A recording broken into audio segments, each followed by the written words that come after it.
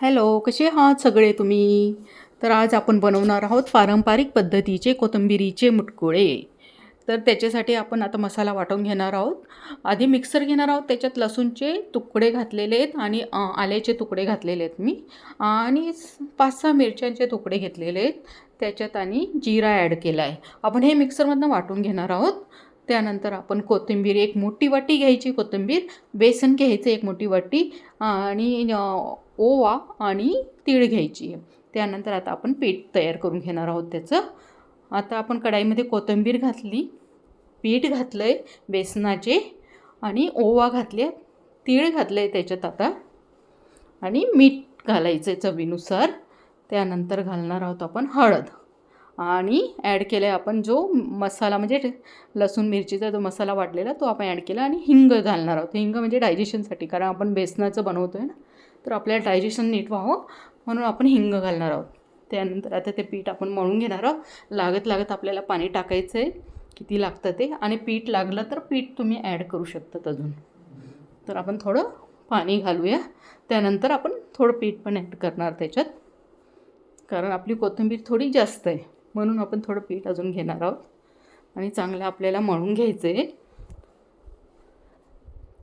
तर अशा प्रकारे अजून पीठ आपण टाकूया आणि अजून तुम्हाला जर वाटलं तर तुम्ही घालू शकता, थोडं लागलं तर. आपण त्याचा एक डो बनवून ठेवणार आहोत. मग त्याच्याने आपण हाताने मुटकळे बनवून आपण तयार करून ठेवू शकतो. म्हणजे पीठ आपले मुटकळे हाताने वळतील अशा प्रकारे भिजवायचं आपल्याला पीठ. तर आपले पीठ आता मस्त तयार होत आलेले आहे. तो आपण डो आपण आता बनवून एका साईडला ठेवून देऊ शकतो. चला, तर आपला डो तयार आहे. आपण आता म्हणजे आपण रस्स्यावाले मुटकुळे बनवतो आहे ना, मग त्याच्यासाठी आपल्याला आता कढईमध्ये पाणी ॲड करायचं आहे. एक कढई घ्यायची आहे, त्याच्यात 2 ते 2.5 ग्लास आपल्याला पाणी घ्यायचं आहे जवळजवळ. आता मी जे मसाला वाटला होता त्याच मिक्सरमध्ये पाणी घेतलेलं आहे, म्हणजे ते लसूण आणि अद्रक आणि मिरची जे वाटलेलं आणि तेच ॲड केलेलं आहे. त्यानंतर आपण आता घालणार आहोत तेल. म्हणजे तेल पाण्याची मुटकुळे असतात ना हे, म्हणून आपण त्याच्यात 2 ते 2.5 चमचे तेल घालायचे आपल्याला. चमचे म्हणजे पळी. त्यानंतर टेस्टनुसार मीठ घालणार आहोत आपण आणि थोडा हिंग.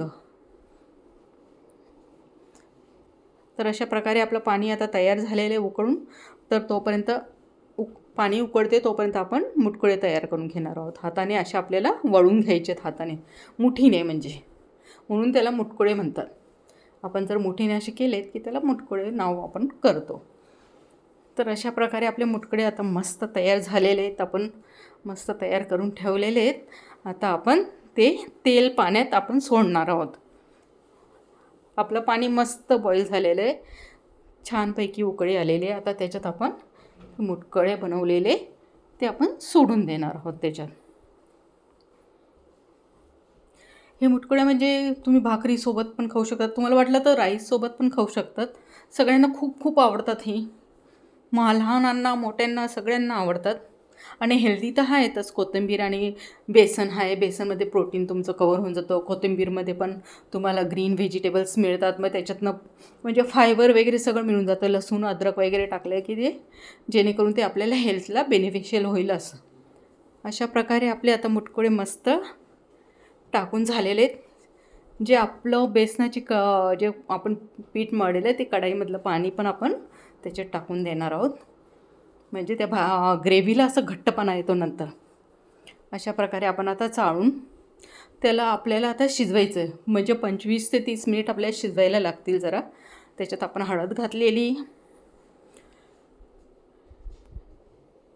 मध्ये मध्ये शिजवताना आपल्याला थोडंसं चाळून घ्यायचं आहे, कारण ना ते खाली लागायला नको एवढं लक्ष द्यायचं आपल्याला. म्हणजे 10-10 मिनिटांनी, 5-5 मिनिटांनी, 10-10 मिनिटांनी आपल्याला चेक करत राहायचं आहे ते की खाली कसं झालं. आता थोडी थोडी घट्ट होत आली आपली मुटकुळ्याची भाजी मस्त. वा वा, छानच दिसतंय आता, एकदमच मस्त, छानपैकी मस्त उकळी आलेली. आता आपण अजून परत झाकण लावून अजून शिजून घेणार आहोत. अजून थोडं घट्ट होणार आणि ते जे तेल आहे ते भाजीला तेल सुटेपर्यंत आपल्याला चांगलं शिजवायचं आहे जरा. अजून परत आपण एकदा मध्ये चाळून घेणार आहोत.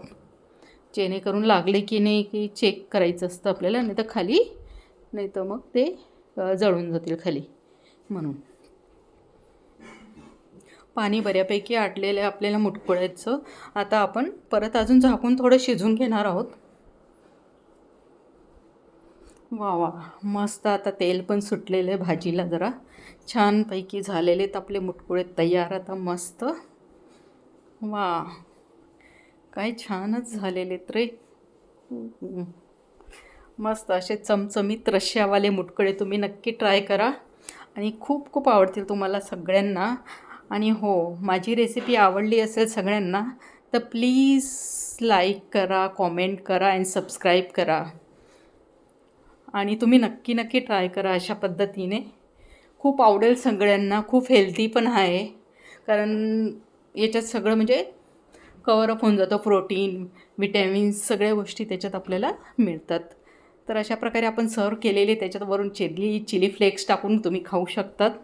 तर चला, bye bye guys, enjoy your day, bye.